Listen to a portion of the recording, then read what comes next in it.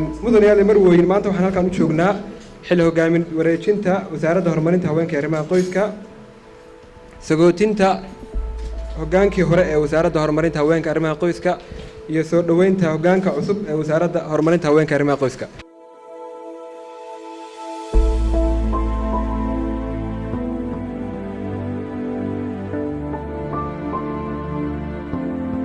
qorshaheena maanta haddii aan leedmo saacadaha kooban aan joogi doono wuxuu noqon doonaa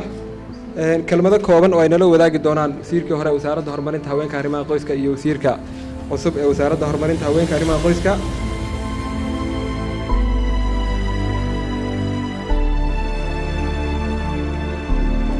waxaan u mahadcelinaynaa halkan waxaan uga mahadcelinaynaa number 1 waxaan u mahadcelinayaa wasaaradda shaqaalaheeda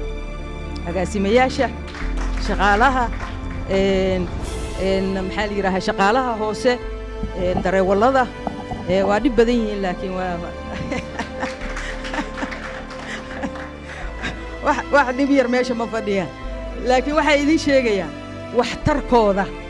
waxaanan sheegaynoo dhan iyagaa sameeyey aniga ma sameyn waxaan sameeyey aniga guidance waxaanoo dhan iyagaa sameeyey iyagaana samayn kara intaani in ka badan waa mahadsantihiin waxaan kaloo rabaa inaan u mahadceliyo hay-adihii sida dhow oo la shaqayn jiray wasaaradda oon hore maxaa la yidhaahaa u magacaabay idinka xataa ma dhib yaridin laakiin waxtaraad leedihiin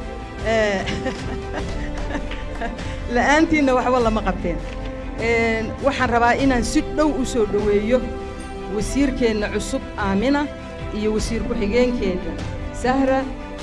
waxaan idinka codsanayaa شعبك حتى وحوي والله بيغانيسه سفر عنو 70 إنا لله وادب كان شيء مو جدا مركا waxaan idinka codsanayaa saa ila shaqayn jirteen iyo si ka weyn inaad oo la shaqaysaan wasiirka iyo wasiir ku-xigeenka dad mutacallimiin ah dad experience wata dad u jajaban qadiyadda aan ku shaqaynaynay oo diyaar u ah oo naga hormarsan iyagoo waxaan idinka codsanayaa maadaama isla soo shaqaynayna hal sano iyo bar sidii iyo si ka sii daran inaad ula shaqaysaan garow waan joogaa haddaa ula shaqayn weysaan anigoo burkaygaan wataa waa imaanaya oo la socotaan waa mahadsantihiin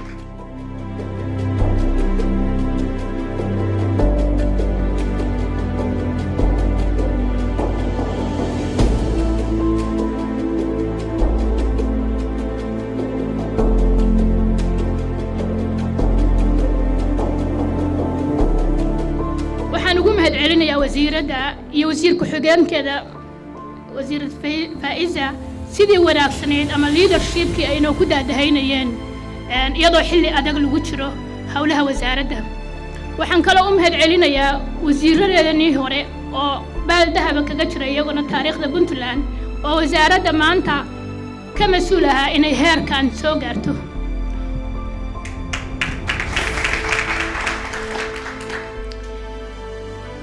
aniga iyo wasiir ku-xigeenkaygu waxaan la nimid halkan energy cusub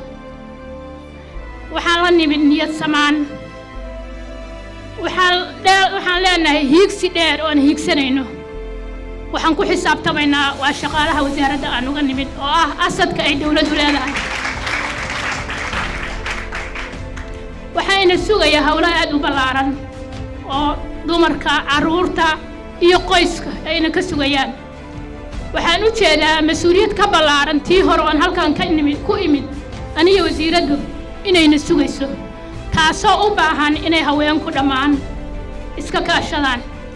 waxaan jecelahay aan rajaynayaa wasaaraddeenu inay noqoto xiddig ka dhalaalaysa meel mugdi ah wasaaradda haweenka ha ogaadaan haweenkeena reer Puntland inay wasaaradaha kalena wax ku leeyihiin aysan noqon wasaaradda haweenku meel kaliya oo la yiraahdo haweenku taasay leeyihiin laakiin waa fursad aan haysano wasaaradda haweenku waxaa jira baahiyo khaas ah oo haweenku leeyihiin meel kasta ay joogaan waxaa jira kuwa dheer oo ayna maqlayn maanta waxaa jira kuwa dhibaataysan oo la rabo in laga warqabo baahidooda khaaska ah waxayna deeqa maamul wanaagsan oo ogahay duruufaha lagu jiro iyo xaaladaha dalku uu ku jiro oo dhaqaale alxamdulilah markaynu fiirino soomaaliya meel fiican baan kaga jirnaa laakiin geedigu waa dheer yahay hawl badan baana inoo taalla waa ugu mahadcelinayaa dhammaan puntland iyo hay-adaha kale oo dawliga ah horumarka ay ka sameeyaan waddanka waxaana rajaynayaa wasiiradayda cusub inay meesha ka ambaqaadaan iyagoo kaashanaya shacabkooda